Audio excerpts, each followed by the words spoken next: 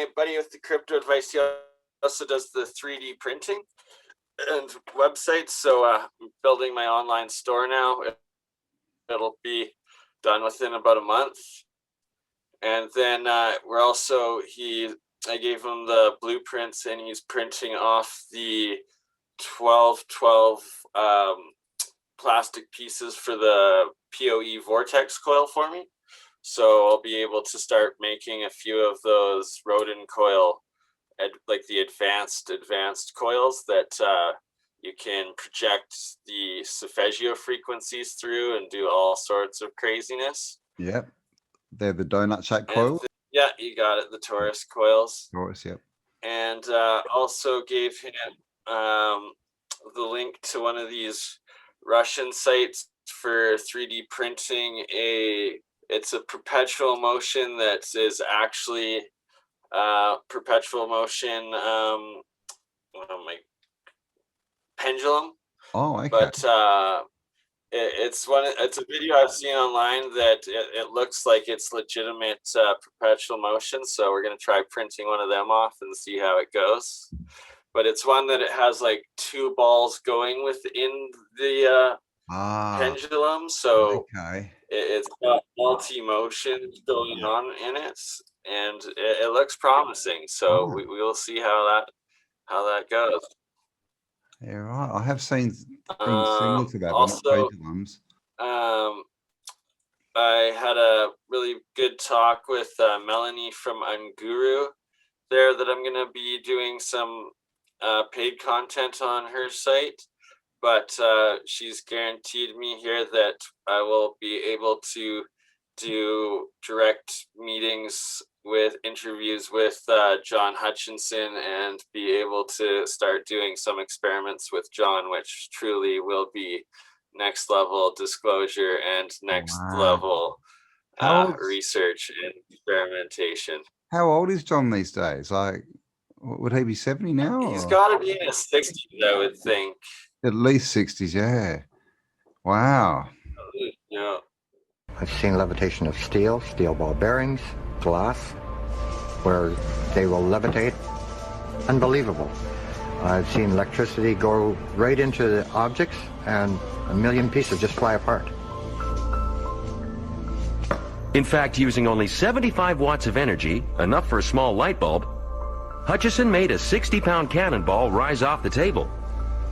It would also fuse dissimilar materials, heat metal but not burn the wood it sat on, shatter metal as well as change its crystalline structure. This was something to write home about. Beginning of 1980, experimenting with all the electromagnetics and electrostatic equipments I had at the time, I started to notice some very, very unusual effects, such as a room being filled up very quickly with multicolored lights, steel bars sitting on wood and not causing any fires, metal turning to jelly, things levitating and jumping off to the ceiling, or simply go up, hover, and then fall back down. John has apparently figured out the right combination of radio waves and electrical energy to create the effect. If it could be proven, its impact would be huge. You'd have to rewrite most of the science textbooks. Well, some time ago I was doing some testing and got into some big trouble after I levitated a toy UFO and some other objects. Apparently, John's experiments were lifting objects in nearby homes, and the neighbors called the police. The police came full bore in here with engineers, inspectors. They photographed all the equipments very carefully. It's almost like if you called in a cleaning crew. They didn't touch anything. It's like they made everything look neater for some strange reason. It seems like someone in the shadows still cares what our hero is up to. Wow, that's huge news, because he hasn't really put much out, has he? He's been in hiding for several years. They tried attacking him apparently like several years back, so he'd been living in hiding. But now I guess the pendulum has swung. The air is right, you know, like the community is right for him to come back out and be able to disseminate the information to the public, and people pay attention and support enough to make sure that nothing does happen to the legends like him. Yeah, well, I mean, that's the thing, I guess, is he needs to be protected because, I mean, that stuff he was bringing out, I mean, it was probably a decade ago when he basically turned his whole apartment into a working, lab. And he had things moving around on their own and all types of stuff, all these little bloody machines and motors and like, yeah, I'm just remembering like the crowd like chasing these little things and like the trolls flying up and stuff and what. Yeah, yeah. That was insane. And so after that, he did a research project with the Japanese recreating the Ark of the Covenant. And that, if you look online, there are some videos of it out there, it's pretty next level, but it's rather suppressed.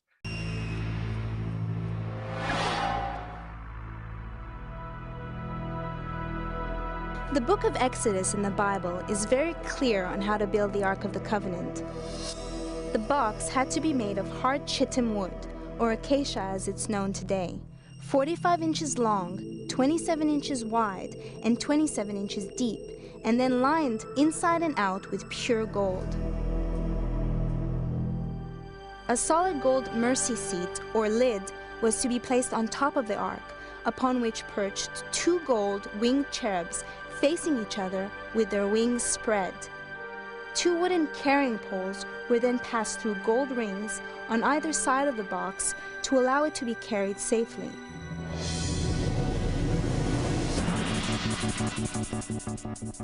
But the Bible also says the ark erupted in a shower of sparks and flames, killing those who touched it and laying waste armies.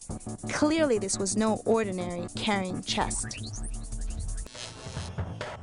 To unravel this ancient mystery, scientist John Hutchison has put together a team in Vancouver who are all experts in their fields, including cabinet maker Dan Northrup and electrical engineer Corey Whaling. Together, they have to design, build, and test a working replica of the Ark, using the Bible as their instruction manual. But why was the Ark so deadly? Highly controversial theories suggest that it might have contained particles from a meteorite. Others speculate that it was a nuclear device of some sort, made of highly radioactive uranium. John Hutchison's belief is no less controversial, but much more practical. He believes that it might have been a high-voltage capacitor, part of some lost, ancient technology. According to his theory, when it was carried across the hot desert, the 2 gold cherubs on top of the box collected huge amounts of static and electromagnetic electricity, causing the entire outside of the ark to be negatively charged. With the hard acacia wood acting as an insulator between them, the inside of the box, also gold-lined, would have become positively charged and would have been able to build up and store a lethal voltage, zapping anyone who touched it. If this theory is true, then 3,000 years ago, this would have indeed seemed like God in a box. It'll build up thousands of volts of energy and discharge like a huge spark like that. It can actually kill you if you're not careful with it. You're not going to get hurt, you're going to get killed. There's no, ooh, it might be harmful, it'll kill you. And anybody that touched it would have got kicked across the room.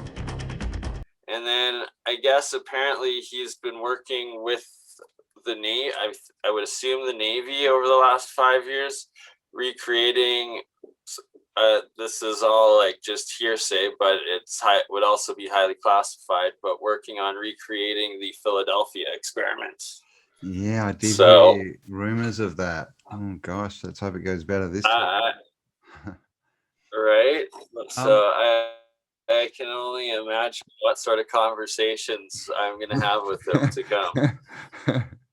You're going to need to activate like some kind of shield around you while you're talking, I think.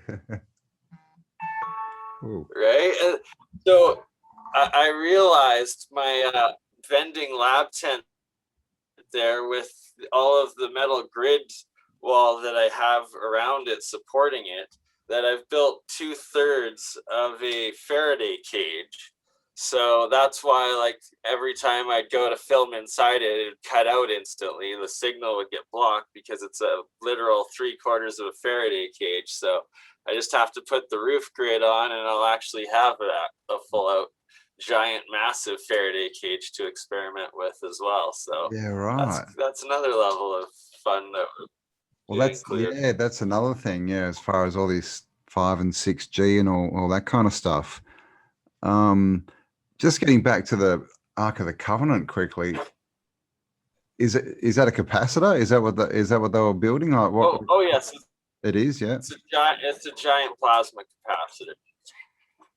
Because when they went through the desert, what did they say? That they got fed by manna falling from heaven. Right. So is that the monoatomic mana that they always speak of? Exactly. And there was I forget what YouTuber a while ago, but he went in to point out the places of worship were they places of workshop, making this mana, making this monoatomic gold in those spots. And the melting down of the golden calf into this mana, and were they just making the monoatomic gold in the like Solomon's temple, in the holies of holies, in these worship places, are where they workshop places. I just did a video and I was showing maps, and on the bottom of one of these maps it had a picture. It was from 1650, I think, and it just said pyramids, but the pyramids were like the Ethiopian ones, like the tall pointy ones, and they were all up on like pedestal things, and one even had an entrance into it, and then outside there was this massive like furnace kind of thing that these people were working with. Very interesting that you say that. Wow. I'll have to... Right, and it's like there's just so much lost technology hidden in plain sight, and the more everyone's starting to figure it out. It's like we have, it's the grand awakening, the grand conscious collective awakening since the lockdown. Everybody is coming together online instead of looking to the television into the truth of what resonates with them. And people have got more time for their own thoughts as well, you know, because a lot of people aren't at work anymore. So I mean, I guess you get to choose, you know. Some people, I guess, are stressing out, but you know, that's the thing. We're all being given the opportunity to choose, you know, to what we want to focus on as well. And it really is a blessing in disguise. It's about being able to adapt and figure it out, and in these times start working for yourself, being productive for yourself. And if you need to take that government handout, the basic income and whatnot, use it to pay your bills, and then on top of it, work for yourself and build your own life for the better future for when the economy does reopen. Definitely. And transition into whatever it's going to be. Yeah, couldn't agree more. I mean, it really is an amazing time. It you is. Just got to keep your head up and know that the controllers are always going to try to keep their control, but you just have to ride the waves and see what they're doing and outplay them, right? And it's happening one step at a time, and just have to keep the course and not panic. Realize that the sun is going to rise again tomorrow regardless, and you're good to go. Well, I mean, what are we, 14 months into this now, and you know the sky still hasn't fallen in. You know, I mean, seriously, what's happened? What has happened? You know, apart from people's thoughts. I mean, nothing's happened apart from people going crazy because they think something's going to happen. It's bizarre. And more and more UFO disclosure coming out weekly, that some, you know, even though they're trying to control the narrative with it, it's still happening. And it's that we have to force them to put out all of the truth and not just let them control what they want us to see. So Skylink and Mr. Musk.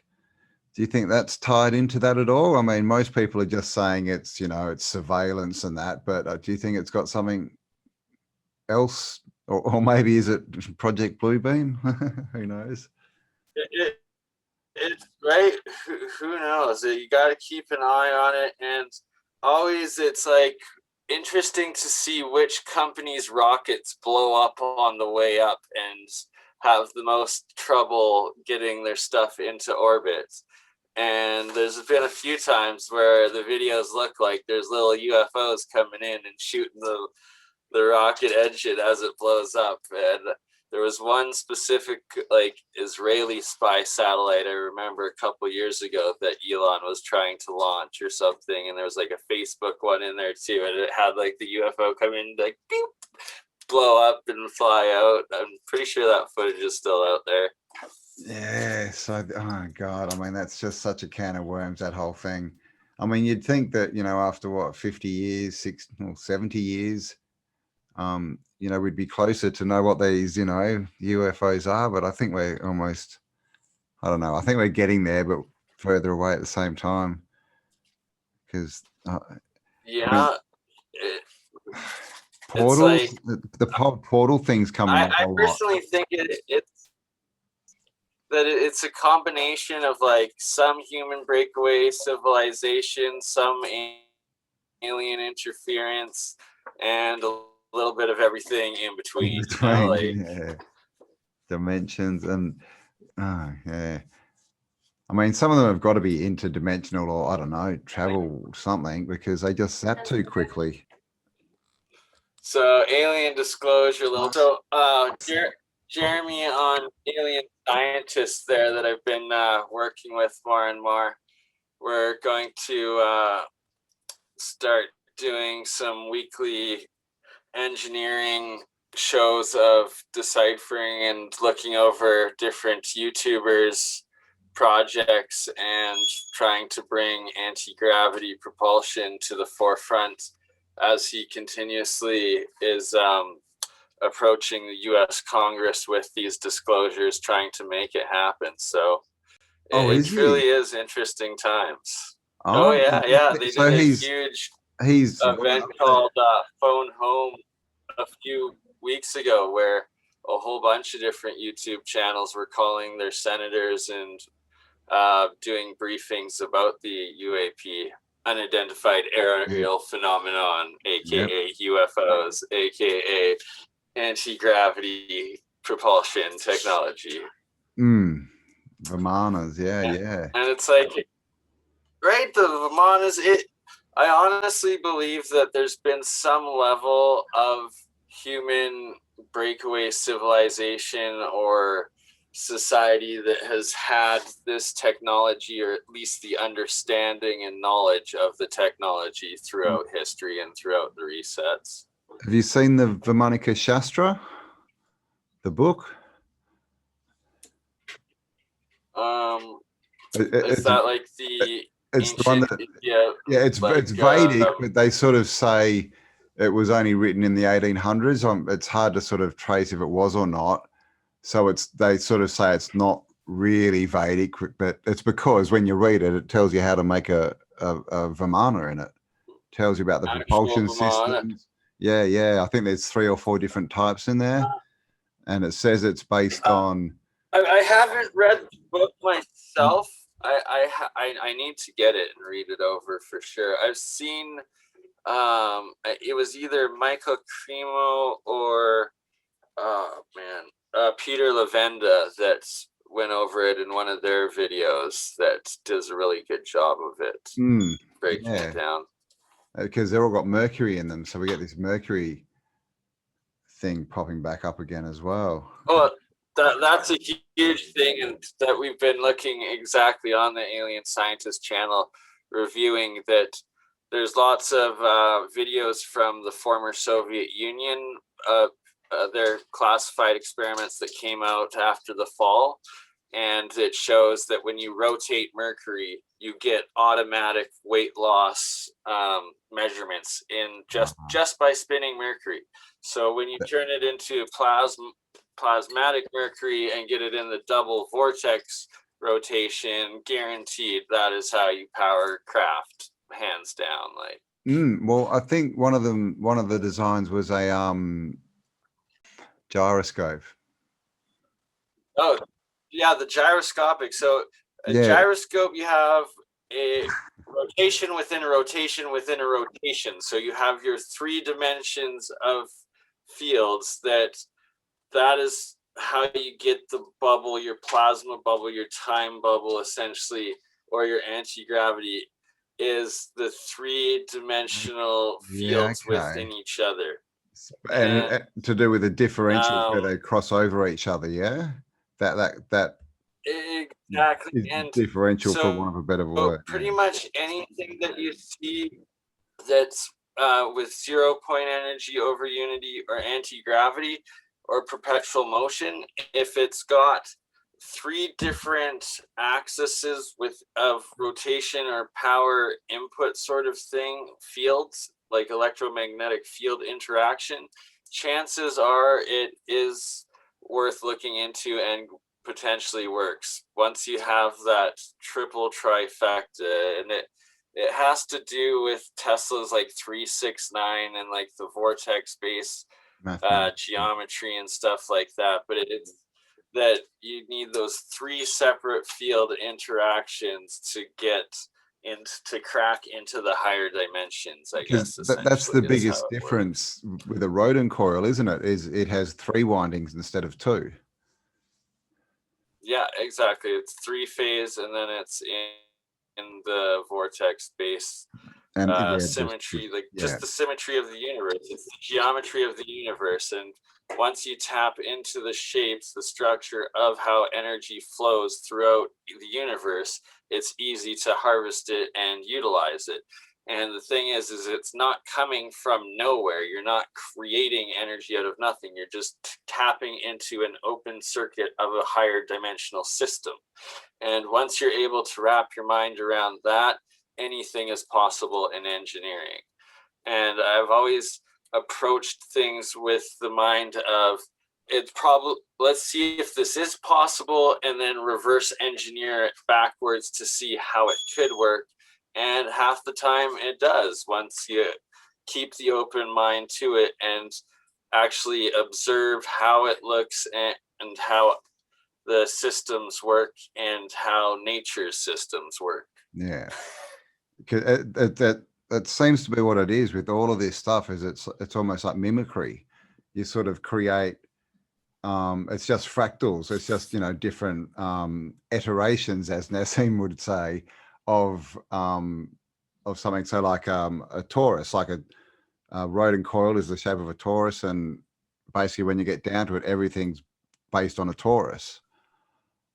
Right, exactly. So in the geometric dimensional unified theory I'm coming up with, the torus is essentially the highest universal geometry. It's like both the 0 and like the 10 sort of thing, the exponential up, and then it's like you have your 1s and your 0s creating both your duality and your binary code that everything is then built off of. So the 0 is the torus, and that's actually how like the magnetic fields work. And then the 1 is like your sideways or your mirror or like the path, but it's essentially the ether between the universe and the physical, between your 0.01111% of the physical matter of the universe and the 99.99% of dark matter that is everything else, right? So it's your torus, and then it's your refraction, the connection that is the spark of time that is right now, that is that 1D disk plane, that page in the book of the moment of time that you're existing in, right? Okay. And that everything else is that torus that's going through as you're flipping through the overall universe of all time, of everything, right?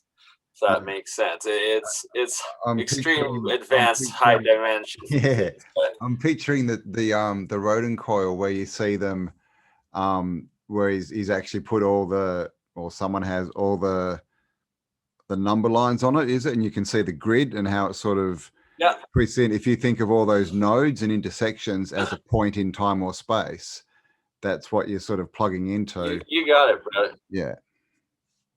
Exactly, and it's just figuring out the flow of the universal energy, and like you said before, it's easier to glide along with the flow of the force of a river than to try to wade up against the entire force of a river.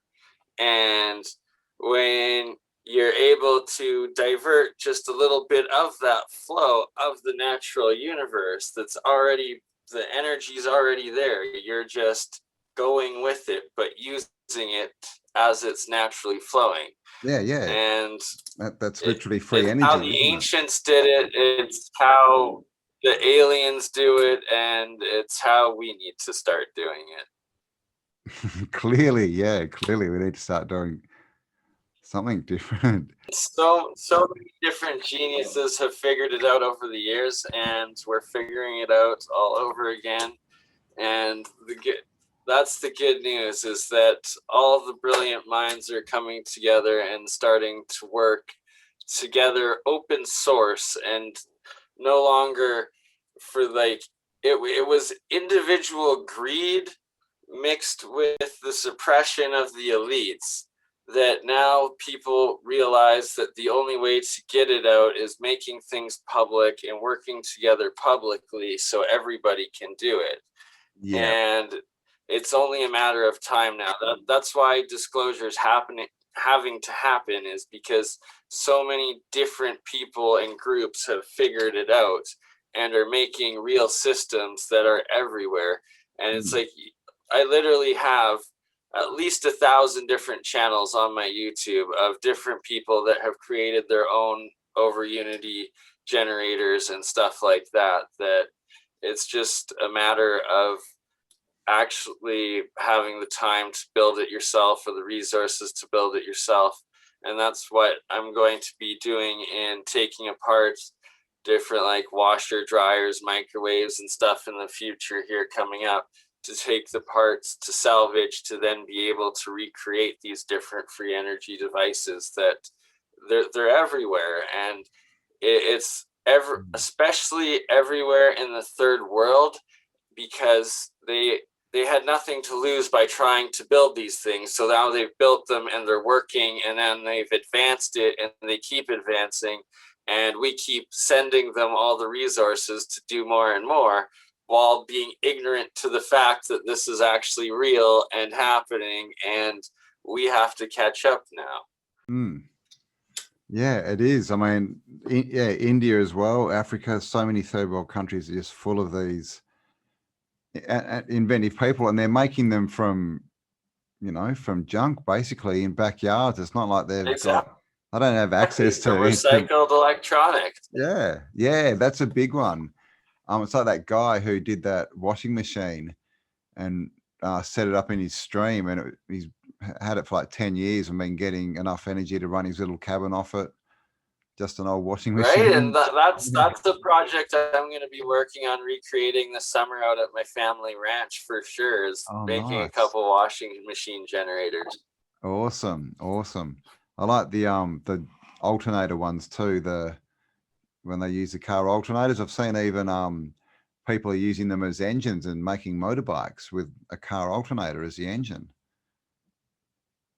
Yeah, right? Like, there's so many geniuses out there. There's so much stuff. And that's the great thing about this lockdown, is people are really starting to like get into it now, and like accept the new reality, and now make the best of it and utilize your time, and don't be depressed and just a useless eater. No, go out and experiment and do it yourself and build and create, and be the best that you can be and create the best future for yourself and those around you, because only you can do it. You can't wait for somebody else to take control of your life. You have to grab life by the horns and just do it. And if you need to take a shot of espresso in the morning to get yourself going, just do it and get up and make something of the day, because only you can. Yeah, and when you've got something to look forward to, you know, then you will be getting up in the morning. You'll be jumping out of bed, and just start with what you've got. Exactly. It doesn't have to be elaborate. Start with making some jewelry, some artwork, anything, right? Whatever. Creativity, Yep. and just do your own thing, and everybody's got something special within them. Exactly. It's just finding what appeals to you, what you're good at, starting small, and just building off of it day by day. And before you know it, your whole reality has changed and you're living a completely different life that you didn't think was possible. Yep, definitely. I agree with that. And that's the way to look at it, you know, with the lockdown. What do they say? Necessity is the mother of invention. And, you know, so if you do have less or it's getting hard, maybe, you know, yeah. Can you make some free energy? How do you save money? You know, can you get some chooks or plant some veggies or whatever, and just start moving towards your future and away from, you know, the system, shall we say? Because next week we'll also set up and do the colloidal waters. Awesome. And how do it yourself, how to make it. So we'll teach everyone how to do that. And then from there, I'm also going to start planting. Since it's springtime, my dad just planted our garden, but I'm going to start doing some tests with watering certain ones and doing the results, as well as freezing some of the water to get the fields and stuff like that. All sorts of creative different experiments that everybody can recreate and do themselves as well, that are wonderful for if you've got children and stuff, that to teach, like, to raise the vibration, you know, of thinking outside the box, and science at home for everyone, that anybody can do, that's inexpensive, that will better your lives and should also better your health. Definitely, because there's even people talk about planting on moon cycles as well, don't they? So I mean, there's so much you can get into with that. Is it the colloidal silver you use to water them, or is it the monoatomic stuff? I'm gonna do both, right? I'm gonna do some where it's just the water. I'm gonna do some where I actually put the monoatomics in with the soil as well, and then some that are just as are with regular water. Cool, awesome. That sounds awesome. Bloody oath. All righty, well, so yeah, there you go, guys. Next week, get your beakers ready and your little phone batteries, and we'll be making colloidal silver. Right. So D batteries, because they have zinc in them, and some copper wire to strip and put into coils, and silver, anything silver that you have. There you go. Does one question just before you go is, I've been wondering, what's the difference between silver and sterling silver? Is sterling silver silver, or is that got tin or something in it? Because you can buy sterling silver at the op shops. Yeah, I'll look into that for next time to double check, because it might be an alloy that has a mixture, and you want pure silver. You don't want other metals in it. For sure. If you melt it down, do they separate? Do you know? Because just as a cheap source, like literally, you can go and buy old silver spoons. That is a metallurgy question that is a metallurgy question that as an alchemist I should know, so I will look into it and have the answer for you next week. All right, that's your homework. So thank you, and we'll talk to you next week. Awesome. Thanks so much, my friend. No worries. Talk soon. Have a good night. See ya.